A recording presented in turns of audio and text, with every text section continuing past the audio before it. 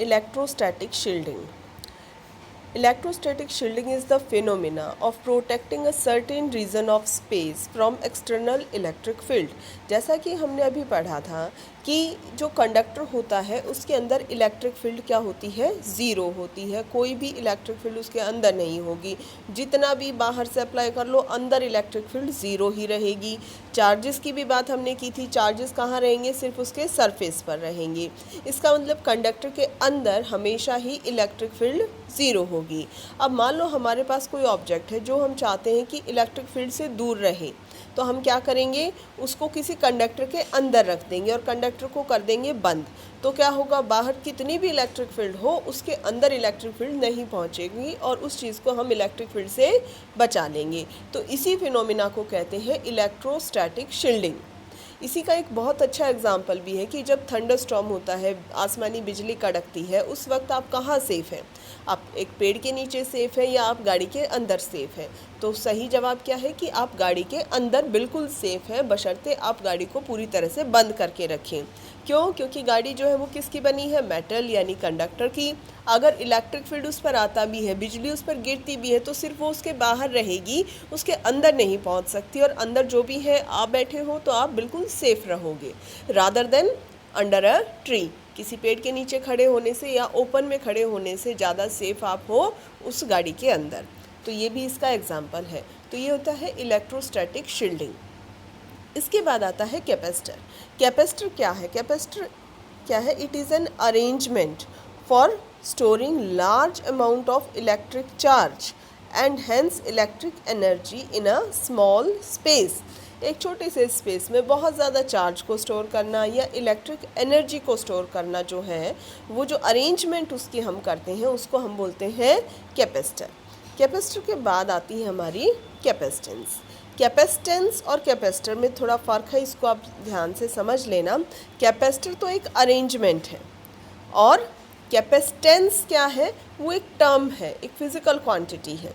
ठीक है, तो कैपेसिटेंस क्या है, कैपेसिटेंस को देखें. Let Q be the charge on a conductor and V is its potential. Then Q is directly proportional to V. या सिंपल तरीके से हम क्या कहेंगे कि चार्ज बढ़ेगा तो पोटेंशियल भी बढ़ेगा. पोटेंशियल का फॉर्मूला हम कर चुके हैं, V is equal to KQ/R. तो सिंपल सी बात है, अगर हमारा चार्ज बढ़ेगा तो पोटेंशियल बढ़ेगा. तो इसका मतलब क्या हुआ, ये डायरेक्टली प्रोपोर्शनल है, तो Q is directly proportional to V.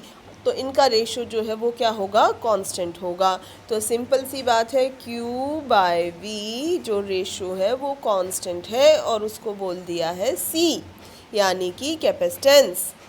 तो capacitance is the ratio of charge and potential. Capacitance को कैपेसिटी भी बोलते हैं. फिर इसकी डेफिनेशन की बात करते हैं. डेफिनेशन कैसे देंगे हम, अब डेफिनेशन देखो.